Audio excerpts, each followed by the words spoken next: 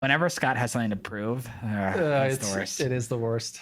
I hope I can get access to this slide deck. I just shared it with you. Got it. Okay. I'm gonna. I just gave Scott the eyes of bewilderment, as they're called. I'm gonna give you 4 scenarios here, Andre. Scenario number 1, if you want to move to slide 3 here. Scenario number 1, this is something we talk about a lot. You're in a male-dominated or female-dominated profession. However, the facilities of that, the bathroom situation, you go in the bathroom, it's always full. Yeah. Do you wait in the bathroom? Do you go back to your desk? Do you go to another floor? Do you go to the 7-Eleven across the street? This is something I experienced at every single job I've worked at. Right. And I work in tech. It's just like the bathroom situation. They are not designed for one dominated gender. It's just not. They're not built that way. So that's annoying. Problem number 2. You're at a concert. I mean, Andre likes to go to Nickelback concerts. So let's say all the time. It's a Nickelback concert. You're like, I got to the bathroom. So now you find the 4 honey buckets there, and there's 15 people in line. 15 people in line only to get to the most disgusting piece of plastic that you're ever going to experience. It smells, right? It's horrible. Agreed. Scenario number 3, you're a business owner and your bathrooms go out. Your options are either, hey, sorry, you got to go find another bathroom somewhere else, provide a bad experience, or you like, I guess I'll just bite the bullet and get some honey buckets and like provide, again, another bad experience for people. And ultimately, I think the real problem here, and I think you can see where I'm going with this, when it comes to portable restrooms, they are universally viewed as disgusting. Yeah. There is a very negative connotation with the honey bucket, with porta potties, right? Like they're gross. So what I'm presenting to you, Andre, is a little company I call V.I.B. Okay. Very important bathroom. Yes. So V.I.B. is very, it's a clear play on the VIP, which is a very important person. So just for listeners at home, like the slide that I'm currently on says, imagine a world where you were excited to use a portable restroom. And I'm trying so hard to imagine that world. Okay. So what is a V.I.B, Andre? I'll tell you. Yeah. A V.I.B it's a deluxe, it's a higher end portable restroom that provides a clean and quiet, enjoyable experience when patrons need to use a portable bathroom. So V.I.B it's a subscription model where you're paying into a network of all VIBs in a region, right? So it's not just a nicer porta potty that happens to be at a wedding. This is a network of VIBs at every place. They're everywhere. They're everywhere. They are at your office park. They're downtown. They're at the parks. They're up in the mountains, right? Wherever they need to be. So what you're doing, Andre, is you're paying, let's say $10 a month to be part of the VIB network. You get a little key fob on your keychain that gets you that you can badge in and out. You have an app that tells you, okay, here are the ones near me. I can see if they're occupied or not. And now, if I need to go to the bathroom right now, and I have a VIB in my parking lot, that's not a big trek for me. I know when I go in there, it's gonna be quiet. There's gonna be music playing. I know it's sanitized. Just by sheer volume, I know there's not a bunch of construction workers or just people in general using it. It's going to be lower volume, and then you're getting money off the subscription model, right? Right. And at every walk, right? If I'm at a park, oh no, oh good, there's a VIB. I'm a member of VIB. I can go use this bathroom, right? Yeah. And I got the badge to get in, and so now there's this other like status thing. It's like I'm a VIB member, right? Yeah. Like so now you have this like access to things that people don't have. Totally. I think in the competition sense, like of course there are higher end bathrooms that do, like you can rent a nicer porta potty. Yeah. Those do exist, and of course honey buckets are like it's cheap. I don't care. Yeah.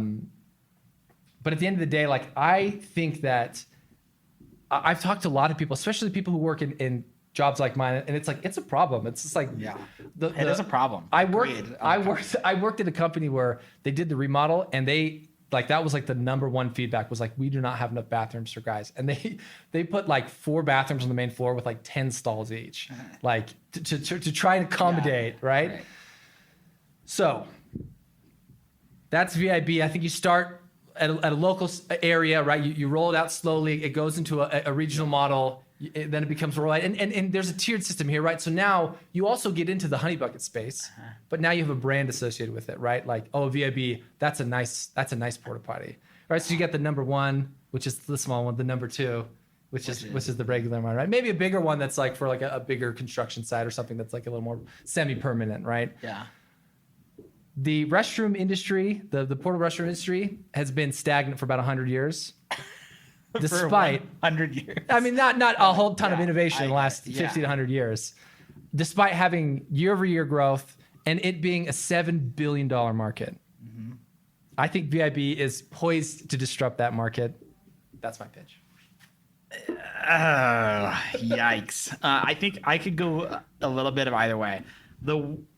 Would I pay for access to a premium bathroom if it were near me? Yes. Yes. We're in an office building right now. If I could pay, let's say $9.99 a month, Yep. which is a reasonable sum, to have a bathroom in the parking lot or in the wherever Close that proximity. was nice and clean and quiet and low traffic, yeah, I would pay for that. Where I'm a little bit struggling is there's just no world that I can picture being a network member and always being near one. Sure. And also as a rowdy 16-year-old, I would vandalize these, like, to stick it to the man a little bit. Well, but here's what's great about the badge system is like one.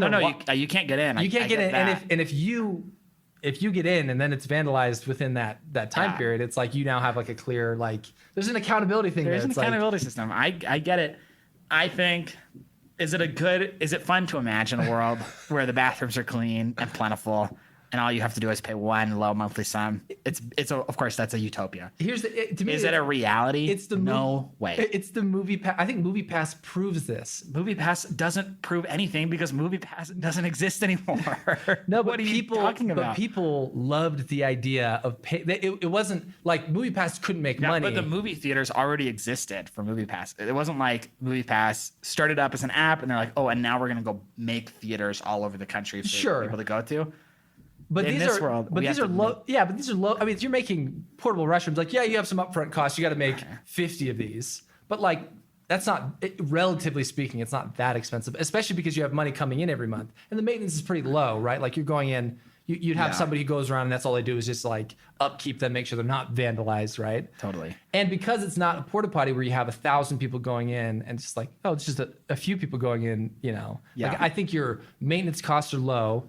And clearly there's enough demand. I mean, every 5K, every event, somebody's like, I need to get a bathroom. Yeah. Right? I need portable restrooms. And like, you're kidding yourself if you believe that like there aren't people who want a nicer option. I mean, you shop at Harmon's. Agreed. For a reason. Agreed. People want a nicer option. But the model might be wrong is all.